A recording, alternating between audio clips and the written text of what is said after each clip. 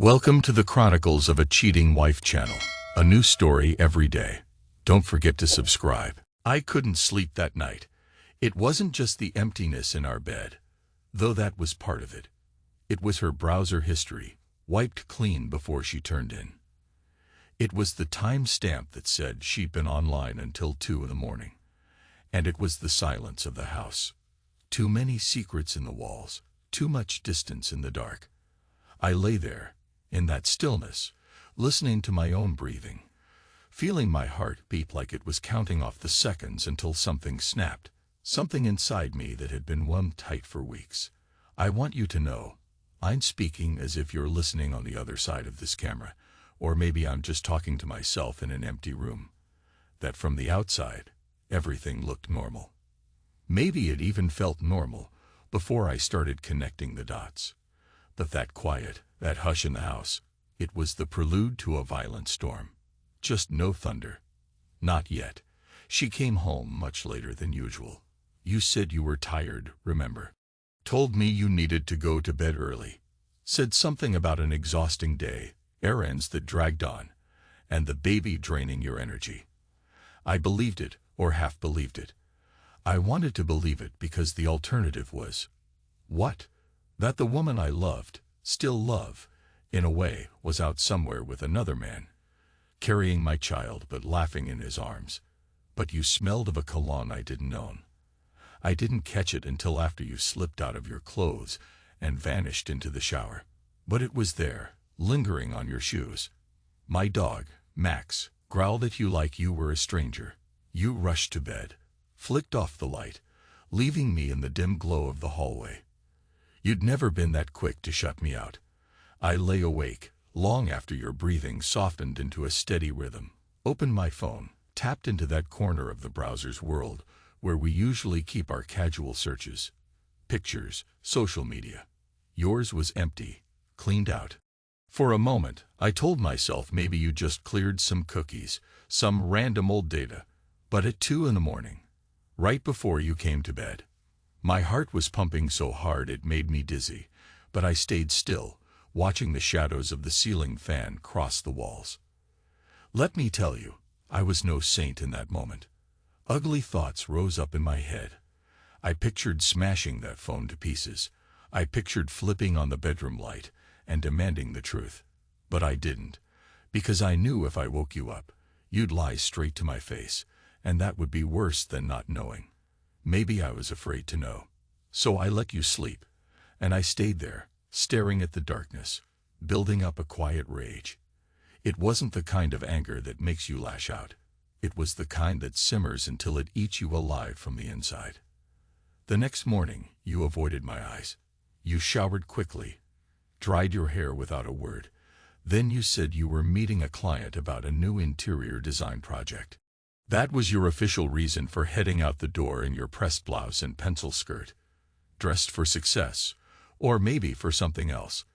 My fingers clenched around the edge of the kitchen counter, nails biting into the wood.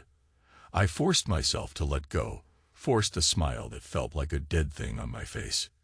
You turned, glanced at me, and there was that flicker of guilt or fear in your eyes. Then you were gone. Max barked once, uncertain, as if he too felt something shift in the air. I patted his head. Good boy, I said. He didn't calm down until your car pulled away. I had an errand of my own that morning, one I never imagined I'd have to run. A pregnancy test. You told me you were pregnant, after all, though in truth I thought we'd been careful with timing. But you insisted. You were late, you said. I remember hugging you in excitement when you first told me. I recall your face in that moment, a smile that didn't quite reach your eyes.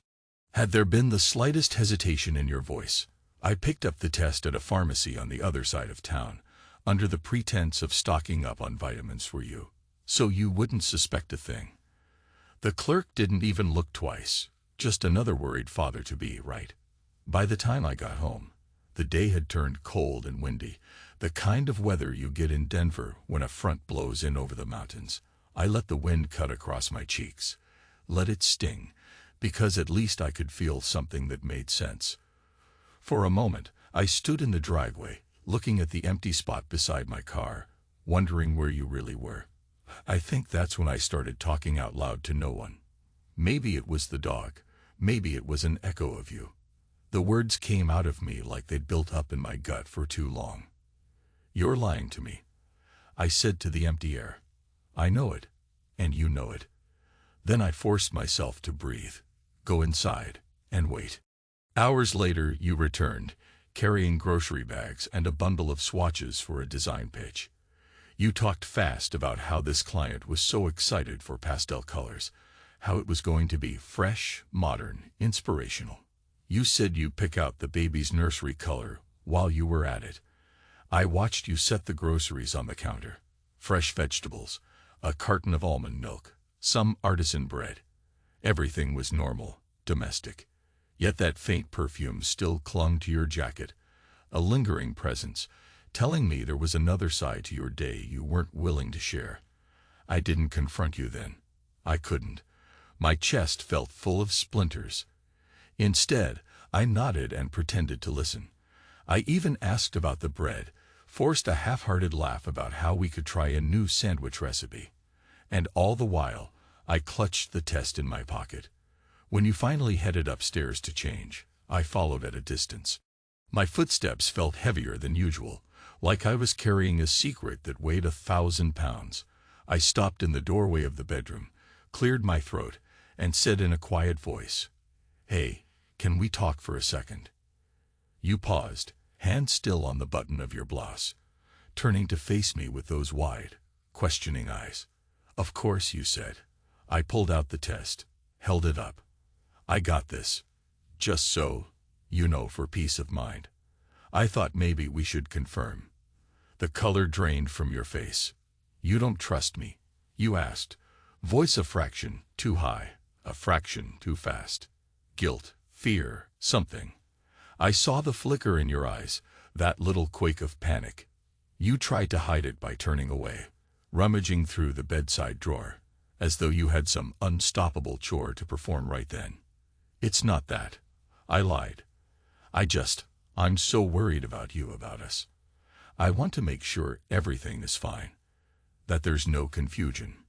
You swallowed, nodded. "Fine," you whispered. We tested that night. Quiet. Clinical. The lines told the truth. You were pregnant. Part of me wanted to collapse to my knees in relief, to cradle you, to bury my face in your hair. But the doubt had already taken root. I couldn't dig it out with just those 2 lines of pink. My mind boiled with the possibility. The baby might not be mine. Could it be that other man's? The man who left his scent on your shoes. The man you'd been meeting when you said you were with clients. Suddenly, I heard the soft pad of Max's paws as he peeked into the bathroom. He stared at us, at me, at you, and I saw in that dog's eyes the same confusion I felt in my gut. The test confirmed you were carrying a child, but everything else was still a twisted knot of lies. I forced a thin, shaky smile. "So you're pregnant," I said, a statement instead of a celebration. You just nodded, not meeting my gaze. That was the moment something in me died. Or maybe it was reborn as something colder, sharper. I walked out, left you alone in the bathroom. I heard the click of the lock behind me. As I headed downstairs, I realized I didn't cry, didn't scream. I was just numb. And there was a terrifying power in that numbness, like the eye of a hurricane gathering inside. The next morning, you told me you'd be heading to a friend's party that evening. "Just a quick get-together," you said, "a casual celebration for a recent design success." "It's not really your scene," you added, a little too quickly. "Besides, you've got an early day tomorrow at the rehab center, right?" That friend, was it him? I caught the faint tremor in your voice, the flick of your gaze to the floor. But I played along, let you believe I was clueless. I wanted you to slip up. I wanted to see the cracks widen. So I just nodded, said, "Sure," and tried to keep my voice steady. That quiet tension in my chest spread like frost across my lungs. I kept my mouth shut because I needed to see how far you'd go. When you left for the party, dressed in a sleek black outfit that hugged your figure, I noticed how you angled your body away from me, as though you were already hiding. I noticed the spike heels. You said your feet were too sore for them these days. Pregnancy made them swell. Yet you wore them anyway. Then you were gone. The dog sat near the door, whining softly, pawing at the floor. And I stood there, listening to the echoes of your car fade into the distance. 2 hours later, I followed. Don't ask how I found out where the party was. Let's just say event planners in Denver have their networks, and ironically, one of my old acquaintances from the social work side is also on the security side for upscale venues. I made a few calls. I told him I was concerned about my wife's safety. He gave me a name, an address. That was enough. I drove in silence, both hands tight on the wheel. The city lights blurred across my windshield, a smear of color that felt distant and unreal. All I could think about was you, my pregnant wife, possibly carrying a child that wasn't mine. I stared at the traffic signals glowing green and red, feeling that swirl of color pounding in my head. When I reached the venue, a tall building with tinted windows and pounding music. It was well after midnight. I parked down a side street. My heartbeat hammered so loud I could taste the metallic tang of fear in my mouth. Was I really going to do this? Confront you in public, blow up our life? But it wasn't exactly a confrontation. I told myself I just needed proof. Suspicion is a snake in the dark, but with proof at least I'd see the thing plainly. So I took the elevator up to the 8th floor, stepping into a corridor that reeked of cologne, perfume, liquor.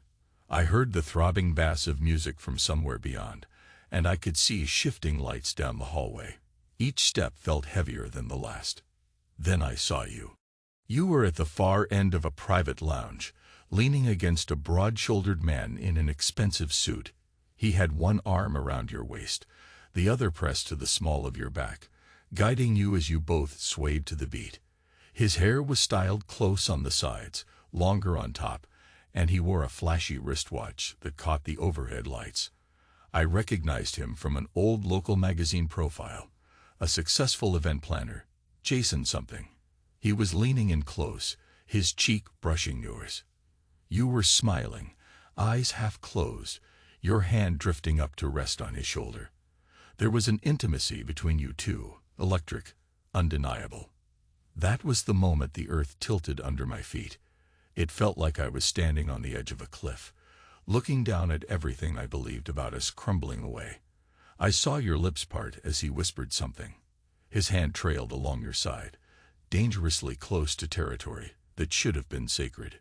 You tilted your head back, exposing your neck, your hair brushing his collar. The gesture was so sensual my stomach clenched. You were pregnant, carrying a child I once thought was mine, and yet here you were, pressed against another man in a dark lounge filled with sweet liquor and throbbing lights. I wanted to rush forward, to yank you away from him, to punch him in the face, to do something. But I froze. My mind reeled, going blank, except for a slow, poisonous whisper that said, "This is really happening. This is not a nightmare. This is your reality." When you leaned in, your face only inches from his, I saw the desire in your eyes. I saw how your hands rested on his shoulders, how your fingertips curled into his expensive jacket. Then it happened. He kissed your neck. A soft, lingering kiss that made your body shudder. And you let him. In that moment, I stopped existing for you. I was just a ghost in the doorway, watching the woman I'd married melt into the arms of another man. The betrayal wasn't simply physical. It was the look on your face, the unguarded hunger you revealed for him. You pulled him closer, whispered something in his ear, and he nodded, letting his hand trail across your lower back. He slid it down, cupping the curve of your backside, pressing you into him. My vision tunneled. The rest of the room dropped away, and all I saw was your betrayal. The erotic tension around you was thick. Your bodies practically fused in that brief moment. The music's pulsing beat matched the pounding of my own blood. I felt physically ill, but I couldn't tear my eyes away. I must have made some sound. Maybe my breath hitched, or my shoes scraped the floor. because at that point, you turned slightly, as though sensing another presence. The light fell across my face, and your gaze locked on mine. I saw your eyes go wide, your hand jerk away from his shoulder. But it was too late. I'd already seen enough. More than enough. I backed up a step, my voice caught in my throat. Jason turned to see what made you startle, and our eyes met. For a second, I thought he might come toward me, maybe say something snide, or try to assert dominance. But he stayed put, his arms still around you. I saw a flicker of something pass across his features. Maybe guilt, maybe fear, but mostly arrogance, as if he'd been in this situation before, as if he knew he had the upper hand. I spun on my heel and rushed back down the corridor, not waiting for you to follow.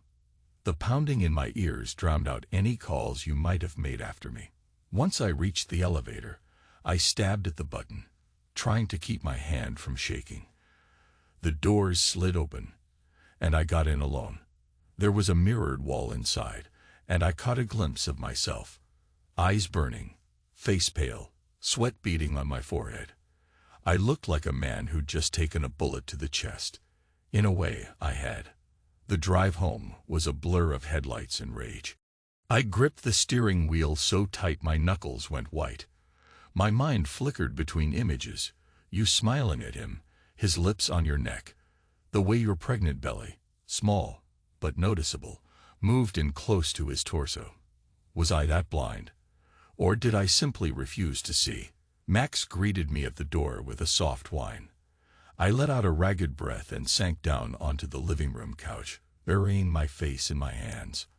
I stayed there until I heard your car pull up, maybe an hour later.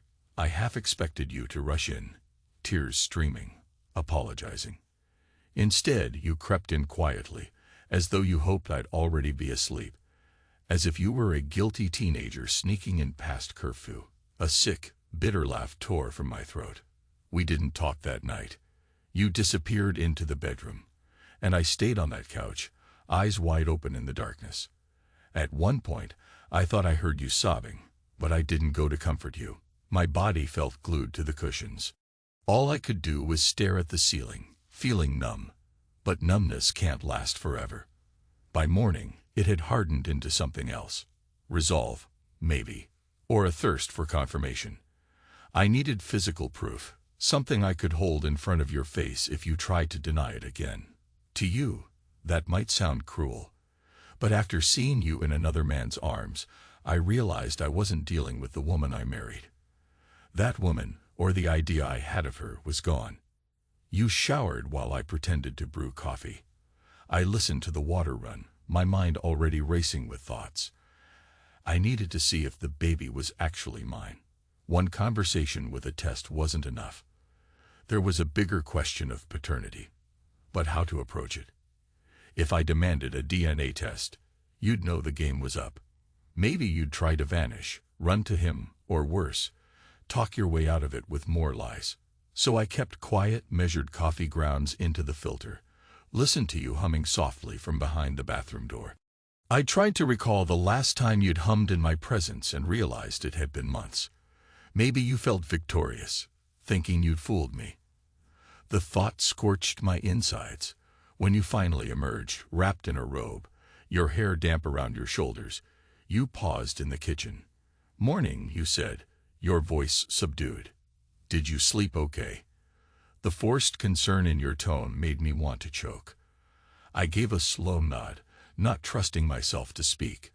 I poured coffee into a mug, pushed it across the counter toward you, then turned away to hide the bitterness on my face. I was awake, I finally said, thinking.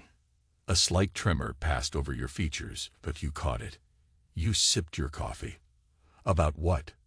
"You," I answered plainly. "Me. Our future." You stared into the cup, the silence almost unbearable. I could sense you had a dozen excuses ready, 100 rationalizations, but you kept them behind clenched teeth. "Are we okay?" you asked softly. I forced a brief, empty laugh. "You tell me." You didn't answer. The tension thickened, pressing against my ears until I thought I might burst.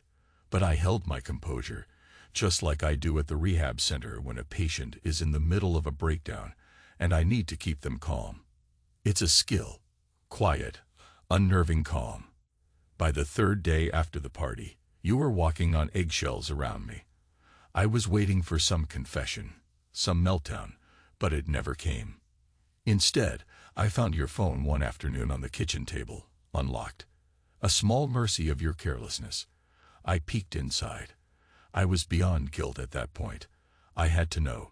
Sure enough, there were messages from Jay, lines of text about how much he missed your laugh, how he loved the smell of your hair, how he couldn't wait to see you again. You told him you'd handle things at home, that I was safe, and that he was your escape. Escape. The word felt like a slap in the face.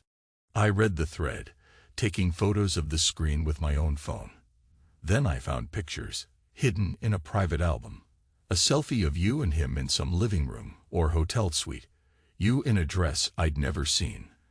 The timestamp was from last week, right around the time you said you were seeing a design client. I closed out, set the phone back exactly as I found it, and walked away.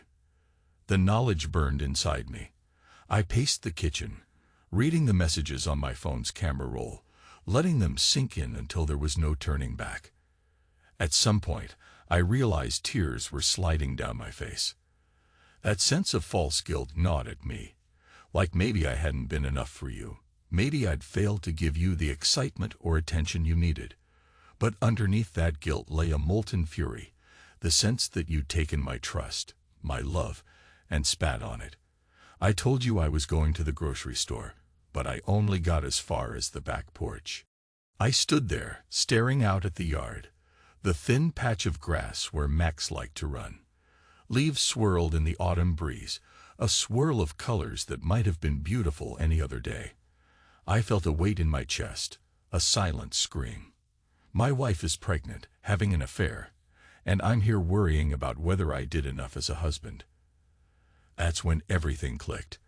I realized no matter what I did or didn't do, you'd made your choice. You wanted the thrill, the newness, the tension. You wanted him. That's not on me. Not entirely. I wish I could say I confronted you with righteous anger, told you to get out, demanded a divorce right then. But that's not how it played out.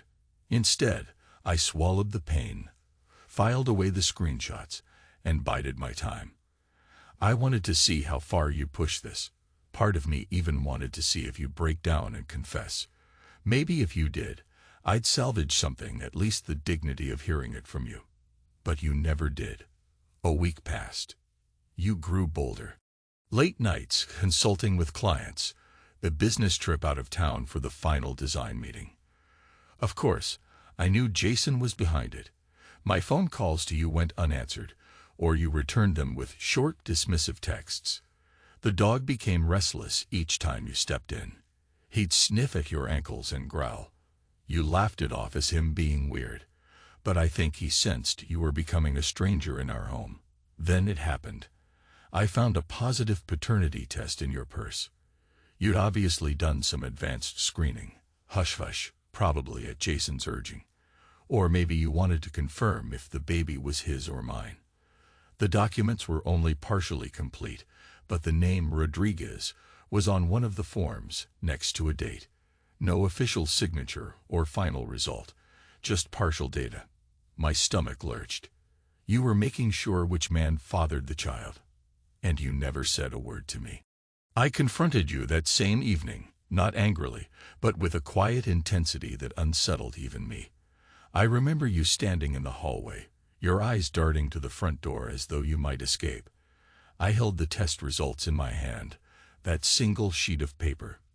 You want to explain this? I asked, voice shaking with suppressed fury. You froze, your face going white, your lips trembling. Then you gave me a pitiful half-truth about wanting to check your health, about the lab using Jason's name for insurance reasons. I stood there, letting you pour out your flimsy excuses, feeling a hollow sort of calm.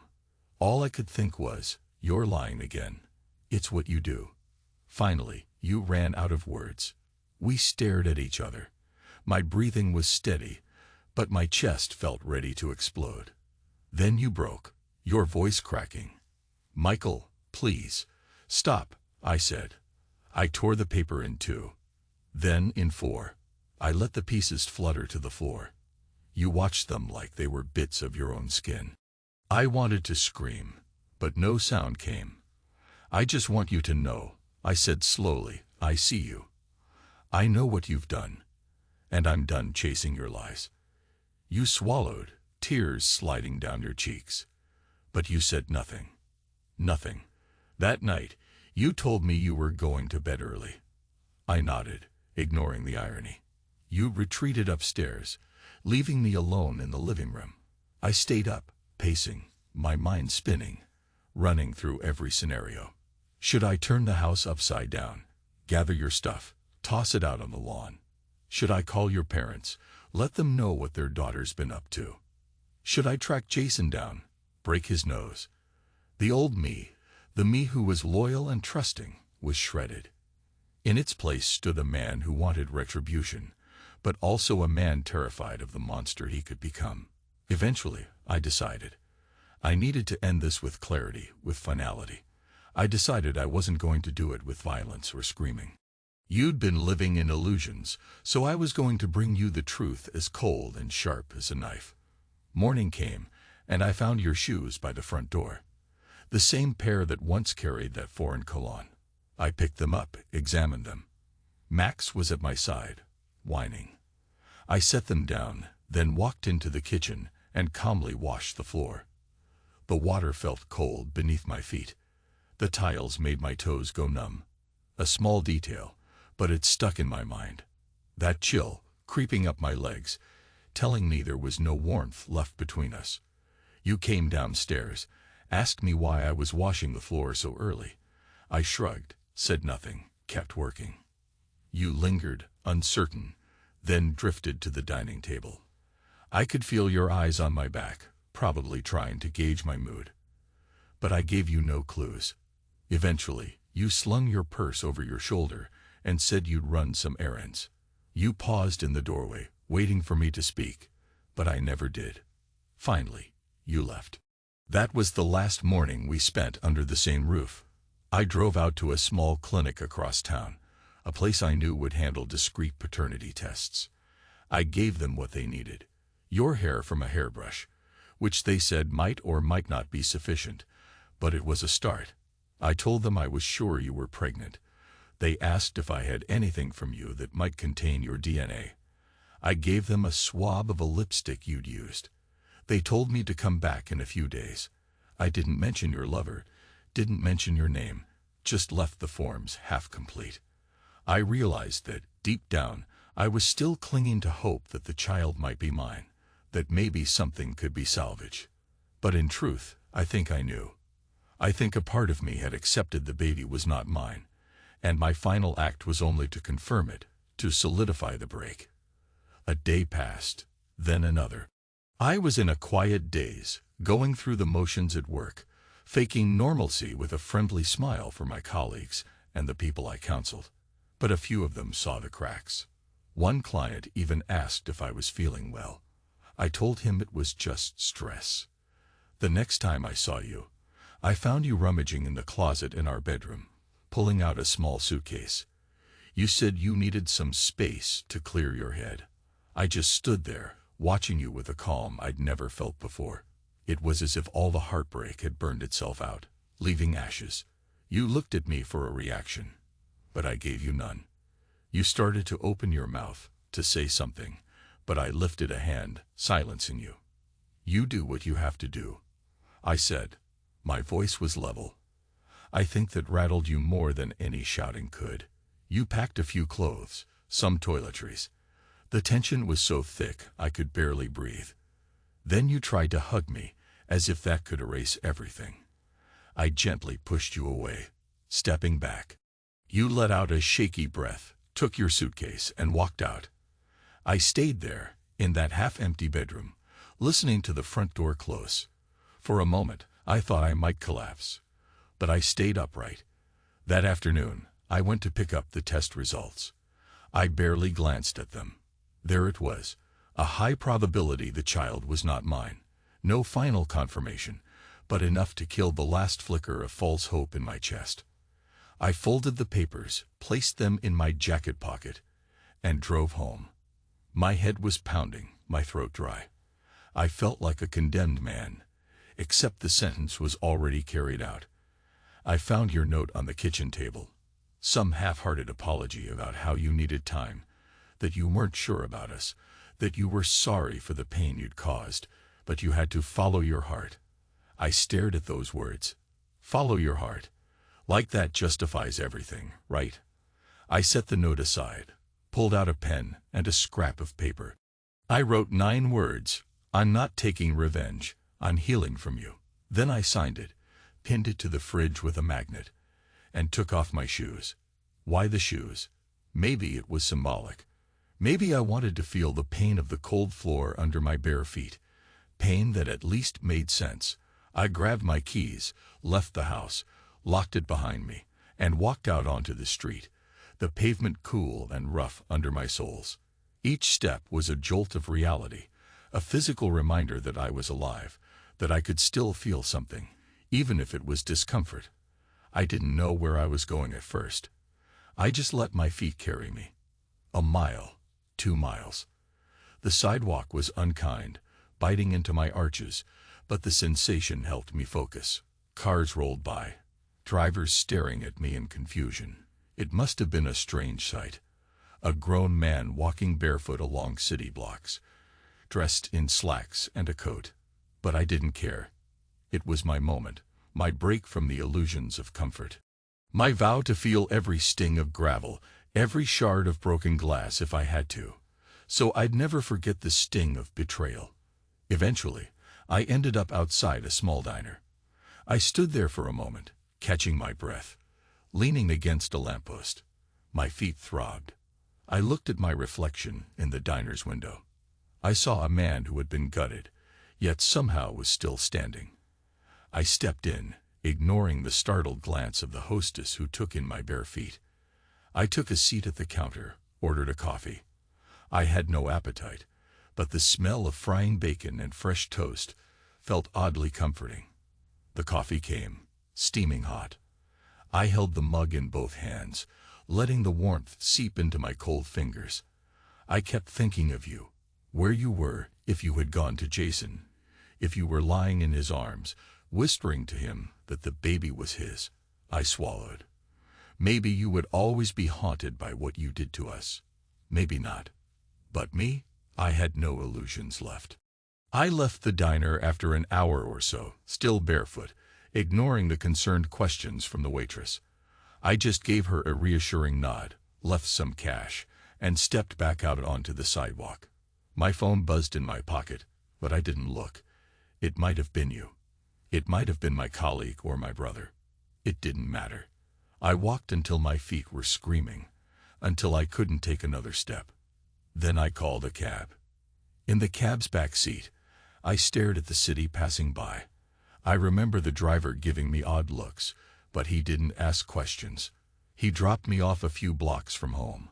I paid him and limped toward the house, bracing myself for emptiness. When I walked inside, Max ran up, tail wagging, then froze, sniffing my battered feet, whining softly. I gave his ears a scratch, letting out a long, ragged breath. For a moment, I stood in the entryway, scanning the living room, the furniture we picked out together, the photos on the wall that showed me hugging you, both of us smiling. I stared at those framed moments, feeling a knife twist in my gut.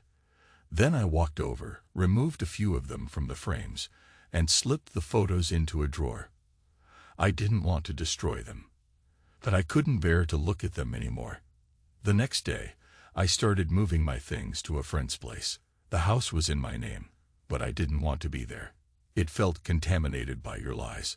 So I stripped my personal belongings, clothes, books, the old guitar I barely played. I took Max with me too. He jumped into the passenger seat of my car, tail between his legs, as though he sensed the confusion. It wasn't a dramatic exit. I didn't curse your name, didn't smash the walls or throw your clothes on the lawn. I just slipped away, leaving behind your suitcase, your designs, your illusions. You texted me a few times, then called. I let it ring. Eventually, I picked up, let you speak. You asked if we could meet, talk things through. You sounded frantic, maybe because you realized how final my exit was. I told you there was nothing left to say. My voice was calm, flat. I heard you crying, but I felt no urge to comfort you. I was already healing, in my own jagged way. Time passed. Days, weeks. The rumors spread among our mutual acquaintances. You were with Jason, though it didn't last long. Something about how he wasn't ready to settle down, even if you were carrying his child. I heard you were living alone in some apartment on the other side of town, calling your sister for support. Maybe you realized there were no easy fixes. Maybe you learned that a lover who indulges the thrill of a secret affair isn't always the man who wants to be a father. Me, I found a kind of peace. Not happiness, nothing so simple, but a quiet acceptance. I told people, I'm not taking revenge. I'm healing. Some looked at me like I was naive, maybe weak. But I knew the truth. Revenge wouldn't give me back what you took. And it sure wouldn't mend the fracture in my soul. I still see you around, in random places, or I hear about you from friends. They say you don't go to parties anymore, that you're more withdrawn, as if the nightlife lost its shine once everything blew up in your face. Sometimes, they mention your name. They say you're pregnant and alone, that you're restless and haunted by guilt. Some tell me you speak about me late at night, that you wake from nightmares calling my name. Maybe that's rumor. Maybe it's true. I don't take pleasure in it. I don't need your suffering. I've got my own healing to focus on. But there's a scene I can't shake. A party lounge, colored lights swirling. You pressed close to another man, your eyes half-lidded with desire, your arms around his neck. I wish that memory didn't burn so hot, but it does. Sometimes I lie awake, those images flickering like a broken reel in my head. I still hear the music, feel that thunder in my ears. Sometimes I imagine going back in time, shaking myself by the shoulders, telling myself not to let you slip away. But illusions don't serve me anymore. I talk to a camera now, or maybe a journal, just to get the words out. That's what you're hearing. Maybe you'll watch it someday or read it. Maybe you'll grasp the depth of what you did to us. Maybe not. I can't control that. But I can control my own steps forward. I can control the moment I put on my shoes again and walked away, barefoot or not, letting the pain remind me that I'm alive and free. Time's a strange thing. It doesn't really heal wounds. It just teaches you to live with the scars. I still feel echoes of you in small details. The pillow that once held your scent, the color samples you left behind, the half-finished coffee mug on the table when you stormed out. Sometimes I pause and wonder, did we ever really stand a chance? Or was this always how it would end? In the end, it doesn't matter. I've changed. I'm not the same trusting guy who believed love could conquer anything if we just tried hard enough. I've learned a brutal truth. Some betrayals can't be undone. And some part of me needed to break so that I could become stronger in ways I never expected. I think about the child you're carrying. Whether it's his or mine, it's innocent of our mistakes. If it's mine, some far chance, then we'll have a different reckoning one day. But if it's his, or if he vanishes, that's your path to walk. I can't hold your hand anymore. Can't shield you from the consequences of your lies. I'm not telling you this out of spite. I'm telling you because I want you to know I don't hate you, even after everything. Hate would mean I still dwell on you, still revolve around your gravity. But I'm free now. Free to feel the cold floor beneath my feet. Free to let my heart ache and mend in its own time. Free to accept that I can live without you. Free to recognize that your betrayal doesn't define my worth. That's the story, I guess, or at least as much as I can bear to say right now. It's not neat and tidy. There's no grand scene of me riding off into the sunset or throwing a triumphant party. There's just me, peeling off the bandages, letting the wound breathe, healing. Slowly, painfully, but surely. So if you're still listening or watching, or if you ever stumble onto this recording, this is how it ends. I walked out barefoot because I wanted to remember how it felt. The sting, the cold, the vulnerability of that moment. The quiet that came after. The sense of final release when I realized I don't owe you vengeance. I don't owe you screams or slammed doors. I owe myself the chance to heal. And that's what I'm doing. One bare footstep at a time.